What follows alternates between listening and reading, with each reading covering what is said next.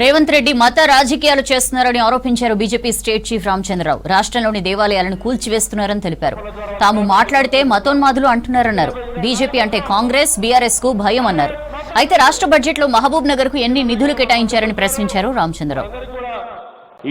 రాజకీయ దురహంకారం పెరిగింది. నిన్న అన్నాడు 90% మున్సిపాలిటీలు మేము గెలుస్తామని. ఇదే రాజకీయ దురహంకారం బీఆర్ఎస్ పార్టీని మళ్ళీ ఫామ్ హౌస్ పంపించింది. ఆ రోజు బీఆర్ఎస్ నేతలు ఇట్లా అన్నారు, కారు 16 మా సారు అన్నారు. ఆ 16 ఎక్కడ పోయినాయి? 8 బీజేపీ గెలిచింది, 8 కాంగ్రెస్ గెలిచింది, 1 బద్రీస్ గెలిచింది. మీకు వచ్చింది గుండు 0 కదా బీఆర్ఎస్ అడుగుతా ఉన్నారు. 2 ఎమ్మెల్సీలు, టీచర్స్ ఎమ్మెల్సీ, గ్రాడ్యుయేట్ ఎమ్మెల్సీ తెలంగాణలో జరిగితే బీజేపీ గెలిచింది. బీఆర్ఎస్ కు క్యాండిడేట్ లేరు.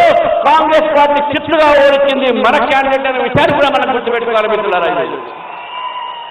ఈ రోజు మనం చూస్తా ఉన్నాం, మనం జరిగినటువంటి ఒక ఏవైతే గ్రామ పంచాయతీ ఎన్నికల్లో భారతీయ జనతా పార్టీకు మేము పోటీ చేసింది 5,000 అయితే మనం 1000 దాకా సర్పంచులు గెలిచిన విషయాన్ని కూడా గుర్తుపెట్టుకోవాలి. 10,000 మంది వార్డు మెంబర్లు గెలిచినాము, 1,200 ఉప సర్పంచులు గెలిచినాము.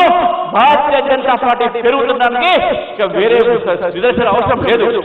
ఈరోజు బీఆర్ఎస్ పార్టీ బీజేపీతో భయపడతా ఉంది, కాంగ్రెస్ పార్టీ బీజేపీతో భయపడతా ఉంది. నాకు పూర్తి నమ్మకం ఉన్నది, ఈ రోజు భారతీయ జనతా పార్టీ తెలంగాణలో మున్సిపాలిటీస్ లో భారతీయ జనతా పార్టీ యొక్క ఫలితాలు మంచిగా వస్తాయి. అనేకమైన సీట్లు మనం గెలుస్తాము.